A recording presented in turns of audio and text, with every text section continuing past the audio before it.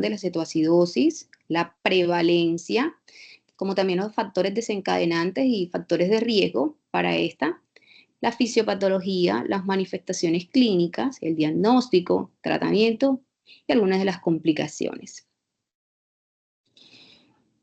Como definición tenemos que la cetoacidosis diabética es un estado de desequilibrio de la glucosa, dado por una deficiencia absoluta o relativa de la insulina, así como el aumento de hormonas contrarreguladoras. ¿Cuáles son esas hormonas contrarreguladoras? Pues el cortisol, las catecolaminas, el glucagón, la hormona de crecimiento, que favorecen un tipo de mecanismo que más adelante veremos. Esto desencadena como tal la famosa triada clásica de la cetoacidosis, que es la hiperglicemia, cuando hablamos de un valor superior a 200 miligramos por decilitros, y una acidosis metabólica representada en un pH por debajo de 7.3 y un bicarbonato por debajo de 18 milimol litro. Estos valores están dados por la ISPAC, un protocolo, pues el último que salió del 2022, donde modificó un poco el valor de bicarbonato. Habrán textos que todavía manejan un valor de bicarbonato de menos de 15. A esto se suma el último criterio, que es la cetonemia y la cetonuria. Otras definiciones relevantes que tenemos que conocer y tener presente es algo que se llama cetoacidosis diabética recurrente. Llamamos cetoacidosis diabética recurrente cuando hay 3 a 5 episodios entre un tiempo de 3 a 4 años en una persona con diabetes mellitus ya establecida. Hablamos de cetoacidosis euglicémica en aquellos niños donde no se cumple todos los criterios y hay un consumo hipocalórico, ya sea por exposiciones al ayuno, o en aquellos adolescentes con diabetes tipo 1 que toman medicación. ¿Cuál es la prevalencia de esta enfermedad? Lo más importante que tenemos que conocer es que casi el 90% ocurren como debut, es decir, tenemos que tener claro estos conceptos y pensar siempre en descartar. El que no lo piensa, pues no diagnostica, siempre estar pensando en que puede ser un debut de diabetes, pues teniendo en cuenta más adelante las manifestaciones que se pueden presentar. Pero el 90% hacen debut, es decir, es su primera vez que ocurre como una cetoacidosis. Se dan cuenta que es diabético tipo 1 con el debut de la cetoacidosis. Esta población lo ocurre más frecuente en menores de 5 años. Algunos consideran que sin antecedentes familiares de primer grado. Sin embargo, hay otras prevalencias que dan edades de 6 a 12 años como mayor frecuencia, pero en aquellos pacientes que tienen un antecedente familiar. Entonces, repetimos, el debut de la diabetes tipo 1 se da en menores de 5 años, casi el 90%. Sin embargo, en antecedentes familiares, ya las edades ocurren más de 6 a 12 años. Por lo general, cuando ya hay un diagnóstico de diabetes tipo 1, se puede hacer cetoacidosis del 1 al 10% de los pacientes por año. Los factores desencadenantes de diabetes, de cetoacidosis, están algunos fármacos, como son los glucocorticoides, los antipsicóticos, los diácidos e inmunosupresores. Se relacionan con su aparición mucho más frecuente. Hay unos factores de riesgo que tenemos que tener en cuenta, que es el mal control metabólico de los episodios previos. Los pacientes con peripuberales, o sea, las chicas, sobre todo las adolescentes en etapas pubertad, que desencadenan con mucha más frecuencia estos estados de cetoacidosis. Las enfermedades psiquiátricas, el ambiente familiar desfavorable, los niveles socioeconómicos bajos, el incumplimiento del tratamiento y el fallo en las bombas de insulina son factores de riesgo para desencadenar una cetoacidosis diabética. Sobre todo esta última, que es la falta de sospecha diagnóstica, lo que les mencionaba, siempre tener en el radar, descartar una cetoacidosis diabética. Como sabemos, pues uno de los las glándulas que se compromete, pues es el páncreas. Recordemos que el páncreas tiene una función exocrina, que pues es la parte del sistema digestivo, y la endocrina, que es la que nos compete el día de hoy. Recuerda que esa función endocrina está dada por los islotes de Langerhans, los cuales producen 4 tipos de células: las células beta, las células alfa, las células delta y las células de los polipéptidos pancreáticos. Las células beta, pues en su precursor de insulina, las células alfa, precursor de glucagón, las células delta de somatostatina y las células PP, que son las de polipéptido pancreático. Aquí les traje, pues, para recordar cuáles son las funciones de esa insulina, los efectos endocrinos de la insulina en diferentes tejidos, como el hígado, músculos, tejidos adiposos y cerebro. Los efectos van desde las vías catabólicas, vías anabólicas, síntesis de proteínas, síntesis de glucógeno, almacenamiento de triglicéridos y disminución del apetito. Esto para darnos una idea de que cuando hay una deficiencia absoluta o relativa, lo primero que se hace es la anulación de la vía anabólica, es decir, no hay quien promueva el almacenamiento de glucosa en forma de glucógeno y no hay quien sintetice triglicéridos y la formación de VLDL. Cuando hablamos ya de la fisiopatología de la cetoacidosis, tenemos que tener claro que es multifactorial. Esto interviene en muchas situaciones, pero pues el pilar es la insuficiencia, sea relativa o absoluta, de insulina, lo cual puede estar mediado por el estrés, las infecciones y la administración insuficiente de la misma. Esto trae como consecuencia que las hormonas contrarreguladoras que mencionamos, como el glucagón, cortisol, catecolamina y la hormona de crecimiento, aceleren el catabolismo. Entonces, ¿cuál es uno de las triadas que mencionamos de la cetoacidosis? Una hiperglicemia. Esta hiperglicemia está favorecida por 3 mecanismos. Primero, una disminución de la glucosa periférica, o sea, la utilización de la glucosa periférica no se da, no la utiliza el corazón, no la utiliza el cerebro, no la utiliza los músculos, por ende ya de entrada hay hiperglicemia. Esto está favorecido también porque esas hormonas contrarreguladoras, por mecanismo de compensatorio, hacen que haya producción de glucosa por otros medios, ya sea precursor de glucógeno, que se conoce como glucogenólisis a nivel hepático, y la gluconeogénesis, que es el sustrato, o sea, la glucosa por medio de otros sustratos, en este caso las proteínas. Todo eso favorece la hiperglicemia. Esta hiperglicemia, a su vez, hace que el umbral renal se pierda. El umbral favorecido, el umbral establecido de glucosa se pierde y ocurre glucosuria, que favorece la diuresis osmótica. Esa diuresis osmótica hace que haya un barrido de agua y electrolitos como sodio, potasio, cloro, magnesio, fosfato, los cuales desencadenan un estado de deshidratación. Esta deshidratación también está marcada por otra vía, que es la cetosis. Entonces, aquí en la cetosis favorece lo que es los vómitos y que también intervienen o aumentan el grado de deshidratación. Por ende, como consecuencia, pues tenemos una hiperosmolaridad. Esta hiperglicemia, por otro lado, favorece unos factores inflamatorios, como son la interleuquina 6, como es el factor de necrosis tumoral, como son, todos estos hacen que el estrés oxidativo se dé mucho más y que haya un daño celular en aquellos lípidos, proteínas y el ADN. Esto todo es un círculo vicioso porque todo eso también eleva la resistencia a la insulina.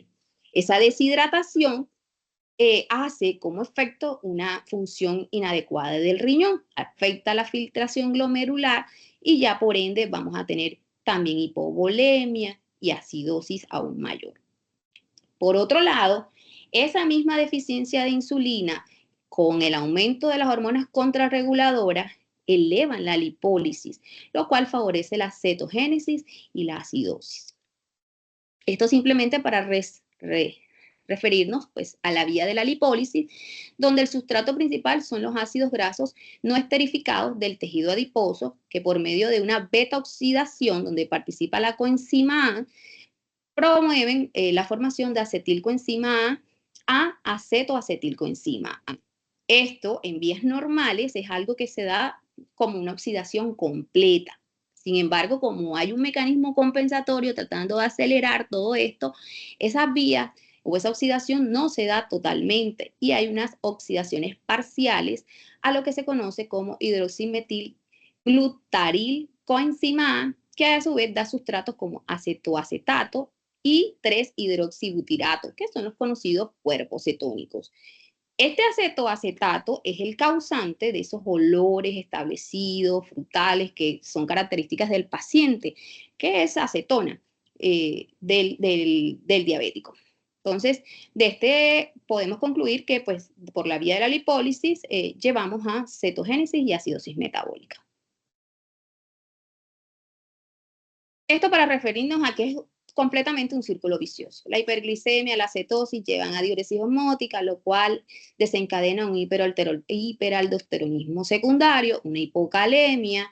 Eso digamos que, un inductor de que esas mismas eh, hormonas contrarreguladoras se sigan elevando y provoquen lo mismo, acidosis, hipovolemia, lo que pues como tal en las manifestaciones clínicas vamos a tener es taquipnea, respiración de Kussmaul, náuseas, vómitos, dolor abdominal, confusión y somnolencia.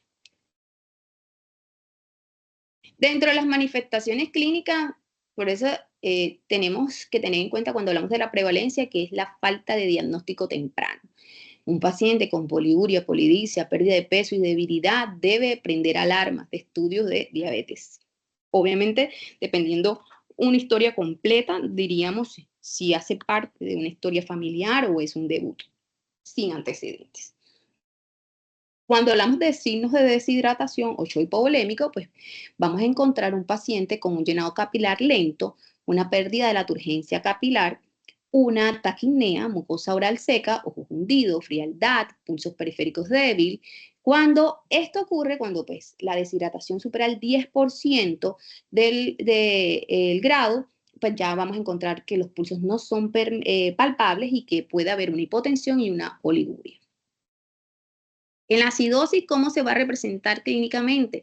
Se va a representar con hiporexia, náuseas, vómitos, aliento cetonémico, dolor abdominal, hilio paralítico, dilatación gástrica, respiración de Kussmaul, taquipnea, que pueden confundirse con ataques de asma y neumonía. Esto es fundamental. Muchos en la clínica seguimos recibiendo estados de cetoacidosis en debut como manejo de asma. También pueden encontrarse cefalea, adormecimiento, estupor y eventualmente coma. En niños pequeños, la clínica es completamente diferente y se puede, pues, eh, enmascarar como cuadros respiratorios, lo mencionado, y como abdominales. Por ejemplo, un niño con dolor abdominal, con diarrea, con deshidratación, lo primero que vamos a pensar es una gastroenteritis. Pero, vuelvo y le digo, todo está en la intuición clínica que tengamos y que siempre pensemos en una cetoacidosis diabética a descartar. Esto es una estimación del grado de deshidratación en el niño, lo cual tiene unas variables, muchas variables, y que nos dan un estado de una clasificación en leve, moderada y grave, pero dependiendo de la deshidratación, la clínica del paciente. Entonces, según la clínica del paciente, tenemos que valorar mucosa, ojos, lágrimas, fontanela, elasticidad de la piel, extremidades, relleno capilar, estado mental, frecuencia cardíaca, respiración, tensión arterial, pulsos, diuresis, sed y pérdida de peso. Entonces, eh, estos más adelante también hace referencia a la clasificación como tal de la cetoacidosis. El diagnóstico, sabemos que debemos tener los criterios completos para decir cetoacidosis diabética. Entonces, dentro de eso, repitamos, es la hiperglicemia mayor de 200 miligramos por decilitro, acidosis metabólica, donde un pH de menos de 7.3 y un bicarbonato menos de 18. La cetosis con beta-hidroxibutirato mayor o igual a 3 milimol por litro. Cetonuria o 2 o más cruces. Bueno, aquí tenemos que la medición es más sensible con el beta-hidroxibutirato que con el acetato, que pues es un poco más lento la aparición, pero obviamente los dos son los que hacen el diagnóstico. Lo que me refiero con la acetona es que pues hay factores que pueden hacer falsos positivos, como es el uso de algunos medicamentos como el captopril, el N-acetilcisteína y el ácido valproico. ¿Qué ayudas diagnósticas necesitamos? Pues ya creo que nos vamos dando una idea de que para hacer diagnóstica pues es esencial no solo la glucometría inicial, sino la glicemia central, los gases arteriales, que es lo que nos van a hablar de un trastorno ácido básico, los electrolitos que más adelante son necesarios para hacer ciertas fórmulas que ya se las traigo, y que pues nos hacen pensar pues el grado de severidad de la cetoacidosis. Las cetonas en sangre y en orina, uroanálisis, hemograma completo, el cual puede representar una leucocitosis, pero pues esto no solo está mediado por las hormonas contrarreguladoras, sino el estado de deshidratación de los pacientes. Tenemos la función renal, el electrocardiograma. Otra esto pues digamos que es como el abordaje inicial en las ayudas diagnósticas, pero existen otras ayudas diagnósticas donde tenemos la hemoglobina glicosilada, si es un debut, ¿no? Para que nos diga cómo ha sido la función metabólica de ese paciente en los últimos 3 meses. En el diagnóstico mencionaba pues las fórmulas importantes para conocer algo que se llama anion gap. El anion gap está dado por sodio menos la suma entre cloro y bicarbonato. El valor va normalmente de 12 más o menos 2. Sin embargo, en la cetoacidosis diabética se esperan anion gap de 20 a 30 milimol por litro. Entonces, hablábamos de acetoacidosis diabética cuando hay acidosis metabólica con un anion gap por encima de 20 a 30 milimol. Pero si ese anion gap supera los 35 milimol, podríamos pensar de que aparte de la acidosis metabólica hay una acidosis láctica concomitante. Es necesario hacer el sodio corregido. En todo paciente con cetoacidosis necesitamos hacer un sodio corregido, donde hay sodio medido, la fórmula es sodio medido más 2 veces la glucosa plasmática menos 5.6, que es una constante entre 5.6. Esa relación esa fórmula es necesaria porque por cada 100 miligramos de decilitros de glucosa, el sodio desciende 1.6 miliequivalentes. Entonces, realmente los valores de sodio que tenemos a la medición de electrolitos no son confiables. La osmolaridad efectiva, pues tenemos la fórmula de la osmolaridad. Recordemos que es necesario tener una osmolaridad, y lo veremos un poquito más adelante, donde la osmolaridad por encima de 360 nos hace pensar pues en un estado de hiperosmolar. Aquí una relación entre la otra gran complicación de la diabetes, que es el estado o el síndrome de hiperglicemia hiperosmolar. Entonces, una relación, una diferencia entre una y otra.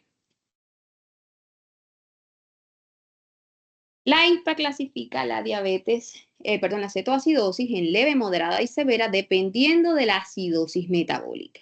Entonces hablamos de una cetoacidosis diabética leve cuando el pH venoso es menos de 7.3 y el bicarbonato sérico menos de 18. Moderada cuando ese pH venoso es menos de 7.2 y el bicarbonato sérico es menor de 10 milimol por litro. Severa cuando el pH venoso es menor de 7.1 y el bicarbonato sérico es menor de 5 milimol por litro. Los valores y los porcentajes que se ven abajo están relacionados con el estado de deshidratación. Se considera que un estado de cetoacidosis leve representa el 5% de deshidratación en el paciente, mientras que un estado de cetoacidosis moderada representa el 7% de deshidratación y el severo el 10% de deshidratación. Como todo paciente pediátrico, es necesario hacerle el triángulo de evaluación pediátrica. Esto es lo que nos va a dar en todo, no solo en cetoacidosis, sino en toda patología, la prioridad del paciente. Entonces, Mientras valoramos un paciente, estamos haciéndole el triángulo de evaluación pediátrica que consta de 3 parámetros, que es el aspecto, teniendo en cuenta lo que es el tono, la reactividad, la consolabilidad, es decir, esto más para lactantes, la mirada y el llanto. Mientras que la respiración, pues valoramos el trabajo respiratorio, ya sea por tiraje, retracción, aleteo nasal, taquipnea, los ruidos respiratorios, ya sean quejidos, estridor, sibilancias, difonías o ronquidos. En la circulación estamos valorando la función cardíaca y la perfusión orgánica. Y el órgano fundamental pues es la piel, igual podemos encontrar palidez, livideces, cutis marmórea y cianosis. Entonces, todo paciente invito a tener siempre presente el triángulo de evaluación pediátrica.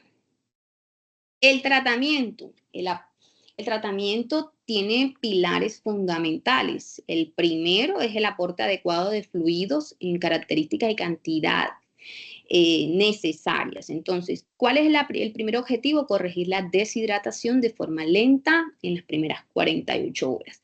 Corregir la hiperosmolaridad, evitar las posibles presentaciones de complicaciones. Segundo pilar es pues, el aporte de insulina suficiente para corregir la acidosis, revertir el catabolismo de grasas y proteínas a la de glucosa.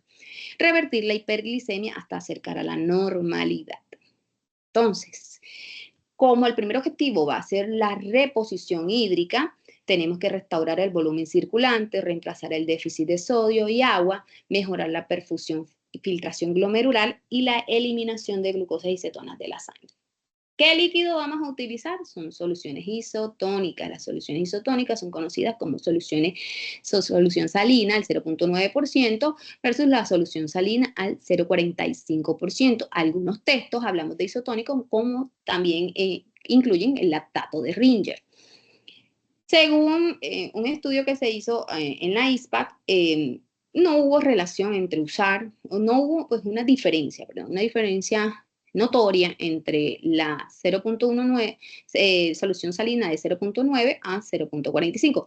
En nuestro medio, pues utilizamos más de entrada solución salina al 0.9%. ¿Qué es importante conocer? Cuando hacemos ese triángulo de evaluación pediátrica, es conocer el estado compensatorio del paciente. Entonces, primero, ante ese triángulo, nos va a decir si un paciente está choqueado o no está choqueado.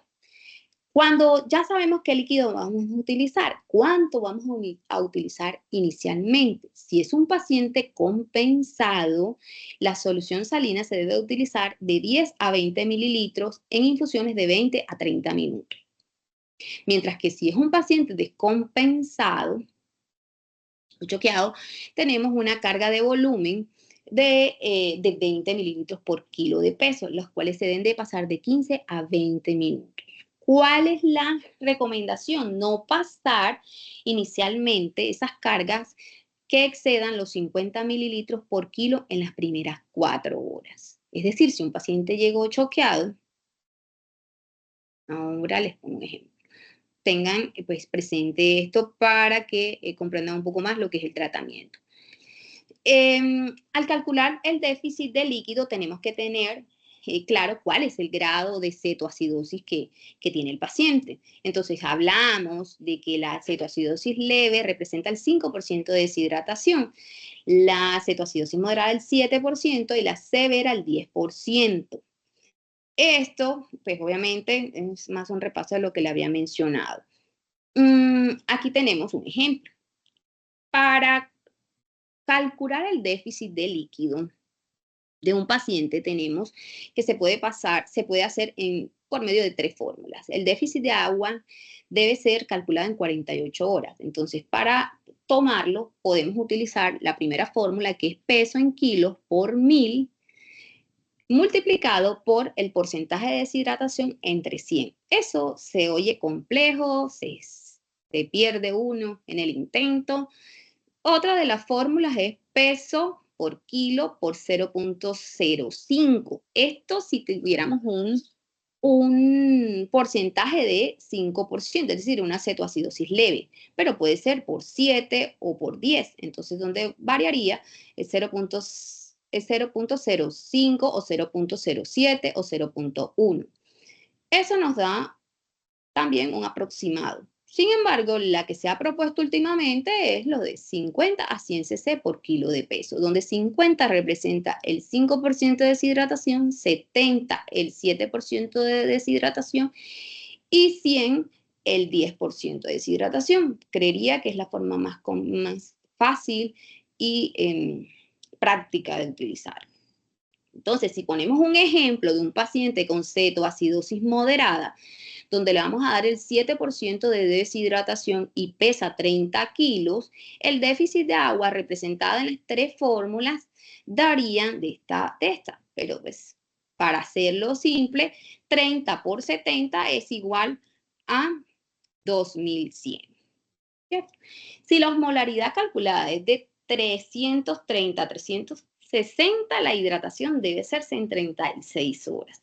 Si ya supera los 360, debe ser marcada en 48 horas. Sin embargo, en nuestro medio todas se hacen en 48 horas, evitando complicaciones en menos tiempo. Cuando hablamos, ya tenemos para ir haciendo resumen, cuando hablamos de los líquidos, primero se calcula la pérdida inicial. ¿Cuánto necesita si el paciente está compensado o descompensado? Segundo, el déficit de agua que tiene el paciente. Y tercero, calcular el mantenimiento, porque de nada sirve darle el déficit de agua si no le vamos a dar sus necesidades basales. Entonces, hablamos de calcular necesidades basales en lo que se conoce como líquidos de mantenimiento. Hay dos fórmulas. Hay dos fórmulas que se recomiendan para este paciente, para el estado de cetoacidosis. Una que es Holiday-Seagar. Holiday-Seagar es una fórmula ya establecida donde dice que en los menores de 10 kilos se utiliza 100 mililitros por kilo día. Cuando hablamos de más de 10 kilos a 20 kilos, se recomiendan 1000 mililitros más 50 mililitros por cada kilo de peso que supere los 10. Y hablamos de más de 20 kilos, 1500 más 20 mililitros por kilo de peso que superen los 20. Eso es Holiday-Seagar. Entonces, mencionando, ya hablamos de añadir déficit calculado, ya hablamos de la carga inicial y de Holiday, que es la más recomendable. Entonces, el ejemplo anterior nos sirve para complementarlo acá.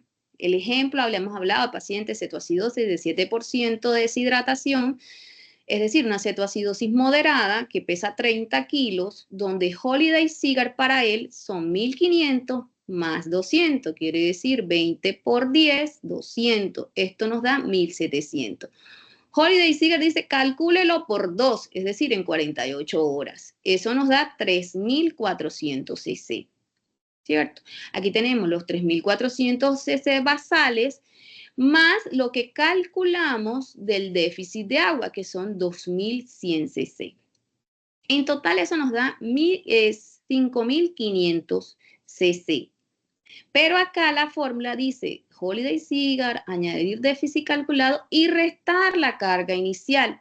Si ese paciente, dijimos, ese paciente tiene un estado de deshidratación, vamos a ponerle 20 por kilo de peso, 20 por 30 da 600. Entonces esa es la carga inicial que utilizamos, esa se la vamos a restar a los 1550. Si le restamos esos 600, nos quedan 4900 cc que vamos a pasar en 48 horas. Realmente la fórmula o la orden médica se dará en solución salina al 0.9%, pasar a un goteo de 112 cc hora por 48 horas. Es decir, esos 4900 los dividimos entre 48.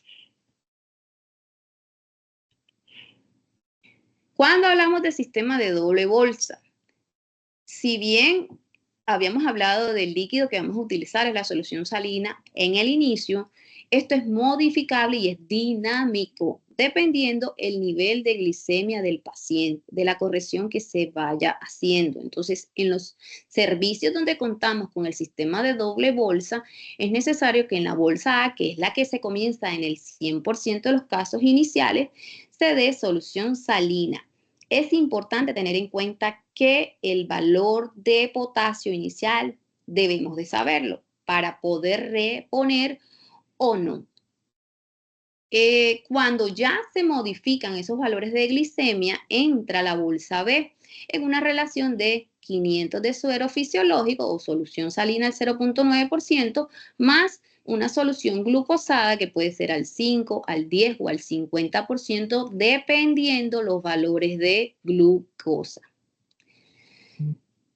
Aquí les traigo una relación práctica para saber más o menos cuál es el porcentaje que le corresponde a cada bolsa dependiendo de ese valor.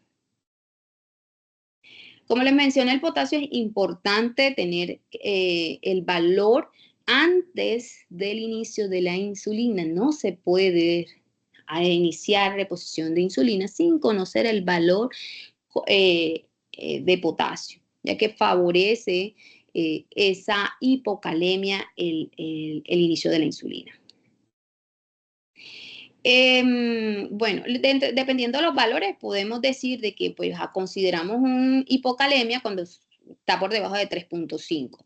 Sin embargo, la reposición debe hacerse con la medición de esta. Entonces, en un potasio menor de 2,5 debe hacerse una reposición por vía central. Recuerden que el potasio pues, es un medicamento que puede dar mucha flebitis, es doloroso en las vías periféricas, como también pues, también tiene efectos en el corazón que pueden llegar a tener pues, complicaciones mayores. Entonces, debe ser por vía central y con monitorización continua. La dosis del potasio está entre 0,5 y 1 milequivalente kilo hora hasta conseguir potasio por encima de 2,5.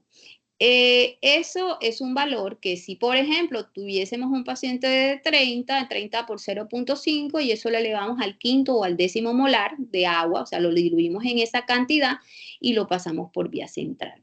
Si no tenemos una medida sérica de potasio, nos sirve nada el trazado electrocardiográfico donde vamos a encontrar alteraciones en el QRS. Cuando hablamos ya de insulinoterapia, pues la dosis va de 0,05 a 0,1 unidad de kilo hora.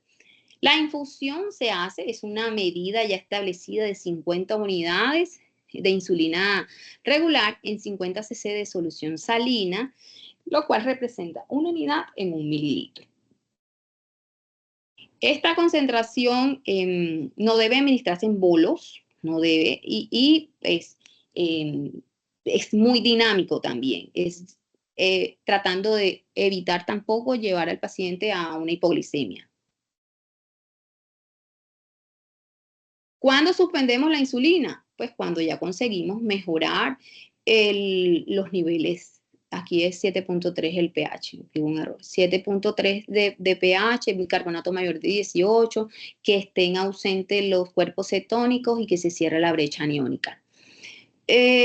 Pacientes en los que no es posible administrar insulina IV, pues hay algunas, digamos que alternativas, pero pues eso depende de la estabilidad del paciente. Un paciente con cetoacidosis severa no se puede dar este tipo de situaciones. Consideraríamos esto una cetoacidosis leve, pero hay una alternativa, que son los análogos de insulina de acción rápida, que se podrían dar cada 1 o 2 horas a una dosis de 0,15 unidades por kilodosis o insulinas de acción corta cada 4 horas a una dosis de 0,13 o 0,17 unidades kilodosis.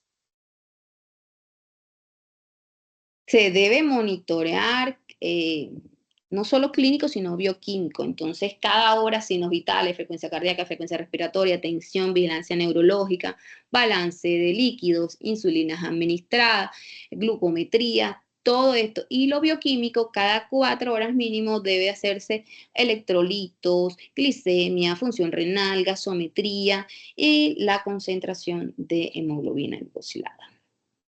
Perdón, de cuerpo cetónico. Cuando hay gran riesgo de, bueno, los criterios de UCP están dados por cuando pues hay sospecha de edema cerebral en los niños menores de 5 años, cuando la cetoacidosis es grave, Cuando el PCO2 es menor de 18, hay hipercapnia y hay un fracaso en la compensación respiratoria, donde pues, el paciente va a meritar un soporte ventilatorio. Alteraciones del nivel de conciencia, es decir, GLaCOS menor de 12, y cuando la hipocalemia requiere pues, un manejo por vía central. Todos esos son criterios para UCI-P. Dentro de las complicaciones tenemos como la más catastrófica, edema cerebral, pero pueden haber bueno, todas son catastróficas, pero la que más temor y que siempre está en el radar de nosotros es edema cerebral. También la trombosis venosa profunda, la hipoglicemia y la hipocalemia. Para pensar en edema cerebral tenemos ya signos establecidos como cefalea, bradicardia inapropiada, alteración del estado neurológico, irritabilidad, inquietud, somnolencia o incontinencia, como también hipertensión arterial, disminución de la saturación de oxígeno. Todo eso deben de ser signos de alarma para pensar en edema cerebral. Hay factores de riesgo para hacer edema cerebral, el debut de diabetes tipo 1, la edad es menor de 5, el mayor tiempo de los síntomas, es decir, en no corregir tempranamente el estado de deshidratación y la acidosis puede llevar a un mayor riesgo de edema cerebral. El aumento del boom por encima de 20 miligramos por decilitro, una acidosis severa, es decir, menor de 7.1, una hipocapnia, es decir, una presión de oxígeno menor de, presión de CO2, perdón, menor de 21 milímetros de mercurio y bajos niveles de bicarbonato. Administrar la insulina antes de la reanimación hídrica, lo que habíamos mencionado, si no tener una expansión de volumen o una corrección de potasio, no se puede iniciar insulina. El manejo del edema cerebral, cabecera a 30 grados, ajuste de líquidos, mantener presión normal, evitar excesos. Ya como medicamentos, pues tenemos el manitol a 0.5, 1 gramo kilo IV durante 15 a 20 minutos, o la solución salina hipertónica, que es al 3%, administrar de 2.5 a 5 miligramos por kilo durante 10 a 15 minutos como alternativa al manitol. La intubación y evitar procedimientos innecesarios como el TAC. Criterios de resolución. Consideramos resuelta la cetoacidosis cuando tenemos por encima lo que habíamos dicho, mayor de 7.3, bicarbonato por encima de 18, 15, y normalización del anión GAP. Bueno, jóvenes, escucho dudas, preguntas. Ya tendremos la oportunidad, obviamente es un tema para que ustedes tengan un abordaje inicial, háganse una idea y que haya una orientación, pero también la intención de estudiar el tema y que en cada una de las rotaciones de urgencia se tenga la posibilidad de no solo reforzarlo, sino practicar, porque esto es de práctica de líquidos y electrolitos. Quizás pues, no tengo claro si ya dieron la charla de líquidos y electrolitos, pero es una de las bases fundamentales de pediatría para comprender no solo cetoacidosis, sino quemaduras, estados de deshidratación, gastroenteritis, donde pues, la base siempre va a ser la reposición hídrica. Entonces, escucho preguntas.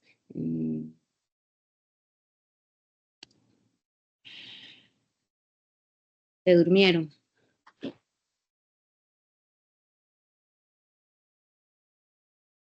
No, doctora. Oh, bueno, escucho preguntas. A ver, hay conectados 39 personas de 60. ¿Y cuántos que son?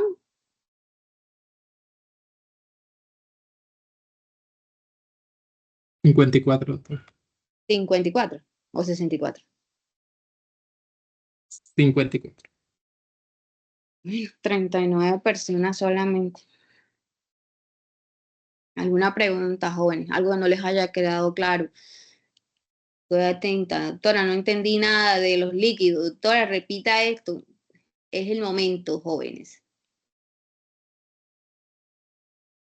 Entiendo que, pues, al leerlo pueden ser más, un poco más claros, así leyeron el tema, tendrán pues un poco más de presión. Es un tema que se pudo haber visto en otras áreas clínicas, pero pues no enfocado en pediatría, pero pues la fisiopatología es la misma. Clarísimo. Bueno, entonces, si no hay más nada que decir, pues terminamos la charla. Queda dado el tema, ya nos veremos en la rotación de urgencia como tal y que se refuercen los conocimientos. Bueno, jóvenes, que tengan buen día. Gracias, doctora. Igualmente. Gracias, igualmente. Igualmente.